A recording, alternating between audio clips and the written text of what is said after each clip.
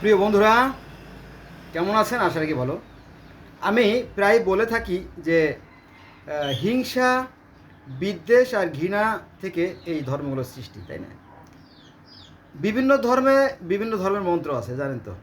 বৌদ্ধ ধর্মের মন্ত্র একরকম, সনাতন বা হিন্দু ধর্মের মন্ত্র আরেক রকম, খ্রিস্টান ধর্মের মন্ত্র আরেক রকম, ইহুদ ধর্মের মন্ত্র আরেক রকম, ইসলাম ধর্মের কলেমা বা মন্ত্র আরেক রকম, তাই না?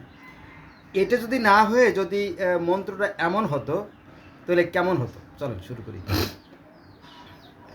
জগৎ জুড়িয়া এক জাতি আছে, সে জাতির নাম মানুষ জাতি। একই পৃথিবীর স্তন্যে লালিত, একই রবি শশী মোদের সাথী। শীত তাপ ক্ষুধা তৃষ্ণার জ্বালা, সবাই মোরা সমান বুঝি। জলে মরি বাঁচি পাইলে ডাঙ্গা, ধলো আর কালো বাইরে কেবল, ভিতরে সবার সমান ডাঙ্গা। কথা হচ্ছে যে এই ধরনের মন্ত্র, এই ধরনের কলেমা যদি কোনো ধর্মে আসে, তাহলে ধর্ম ব্যবসায়ীদের পুরোটাই লস। তাদের ব্যবসা আর চলবে না, তাদের রুটি রুজি বন্ধ হয়ে যাবে, তাই না? নাকি? মনে করেন যে একই দোকানে, একটা পাইকারি দোকানে বা কারখানা থেকে যদি সরাসরি মাল কম দামে বিক্রি করে, তাহলে পাইকার, খুচরা সবাই মার খাবে, তাই না? বিষয়টা এরকম দিন, এরকম দিন বিষয়। মনে করেন যে গ্রাম অঞ্চলে খাল বিল নদী নালা হাওড় বাওড় জলাশয় ডুবায় জেলেরা যখন মাছ ধরে, কিছু কিছু জেলে আছে পুরা সরাসরি মাছ বাজারে নিয়ে যায়। রাতে মাছ ধরে, সকালবেলা বাজারে বিক্রি করে আবার চলে আসে।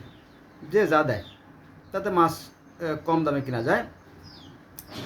আর এক ধরনের বিশেষ পাইকার আছে, তারা এই খুচরা ব্যবসায়ীর কাছ থেকে মাছ কিনে স্টক করে, জমা রাখার পরে তারা দ্বিগুণ দামে বিক্রি করে। হ্যাঁ, ওইসব জায়গায় বিক্রি হয়, তবে কম। বিশেষ প্রয়োজন ছাড়া ওইসব জায়গায় মানুষে যায় না। ঠিক আছে, এরকম বিষয় আর কি। তো আমি যেটা বলি সেটা হচ্ছে আমাদের একটাই আকাশ, একটাই সূর্য, একটাই চাঁদ, একটাই পৃথিবী। গোটা পৃথিবীর মানুষ আমরা সবাই একই আলো বাতাস ভোগ করি। সুখে হাসি দুঃখে কাঁদি শীতে কাঁপি, প্রত্যেকের আবেগ অনুভূতি এক, ঠিক না? পৃথিবীর প্রত্যেকটা মানুষের রক্ত লাল, তাই তো?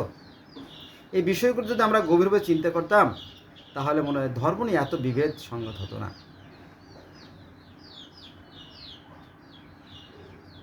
আসুন, সৃষ্টিকর্তা প্রত্যেকটা প্রাণীকে ভালো মন্দের জ্ঞান দিয়ে দিয়েছে। পৃথিবীতে যত মাছ আছে সবাইকে ভালো মন্দের জ্ঞান দিয়েছে।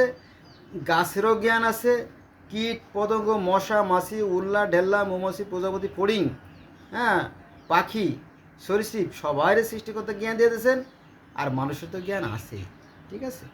তো এই জ্ঞান দিয়ে যদি আমরা পথ চলতাম, তাহলে বোধহয় আর সংঘাত হতো না। এবং কোরআনের মধ্যে কথা বলা আছে যে, হ্যাঁ, তোমরা তোমাদের বিবেককে কাজে লাগাও, তোমরা সৃষ্টির সম্পর্কে গভীরভাবে চিন্তা করো, ঠিক আছে? দেখেন, চিন্তা করে আজকে মানুষ উন্নতির চরম শিখরে আহরণ করছে। যেমন মানুষ তার জ্ঞানকে কাজে লাগাইয়া, দেখেন, সাধারণ যে ওআরএস স্যালাইন তৈরি করছে। এই ওআরএস স্যালাইন যে মানুষের জীবন রক্ষা করে, কে জানতো? জানতো মানুষ? জানতো না।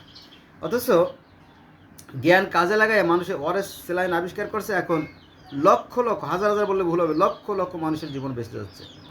আবার যদি কারো অতিমাত্রায় ডায়রিয়া হয়ে যায়, যদি সে ধরাশায়ী হয়ে যায়, বিছনায় পড়ে গেছে, উঠতে পারতেছে না, তার শরীরে রগের মধ্যে দিয়ে কি স্যালাইন, তাই না, পুশ করা হয়, সেই মানুষটা সুস্থ হয়ে যায়। মজার বিষয় না?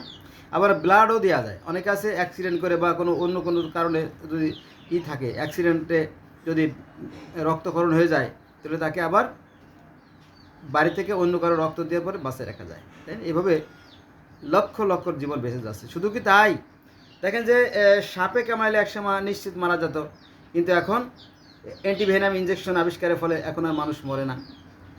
কুকুরে কামড়ালে বা শিয়ালে কামড়ালে জলাতঙ্ক রোগ হতো, এখন জলাতঙ্ক রোগের টিকা আবিষ্কারের পরে এখন আর লক্ষ লক্ষ মানুষ মরে না, তাই না?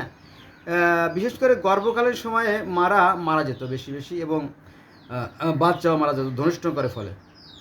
আজকাল আর ধনুষ্টঙ্করের নাম শোনা যায় না। কারণ কি জানেন? এখন ওই যে প্রতিষেধক, ডিপথেরিয়া, খুকিং কাশি, যক্ষা, টাইফয়েড, তাই না,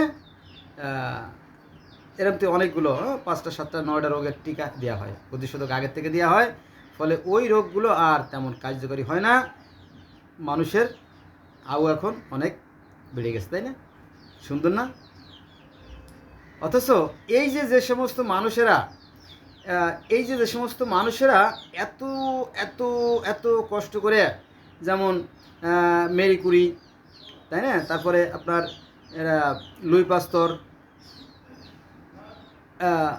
যারা এই যেগুলো আবিষ্কার, যেমন এক্স রে রশ্মি আবিষ্কার করছে, হ্যাঁ, গামা রশ্মি আবিষ্কার করছে, আল্ট্রাভায়োলেট রশ্মি আবিষ্কার করছে, অতি বেগুন রশ্মি আবিষ্কার করছে, এক্স রে আবিষ্কার করছে, তাই না?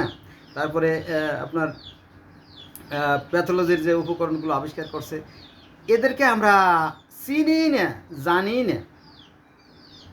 কেমন কথা, তাই না?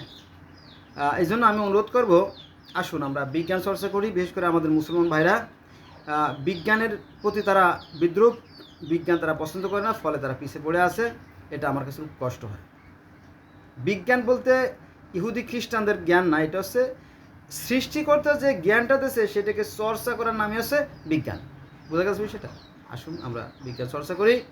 আমরা আমাদের ইহকাল ও সুন্দর হবে, পরকালও সুন্দর হবে। ধন্যবাদ সবাইকে আমার সাথে থাকার জন্য।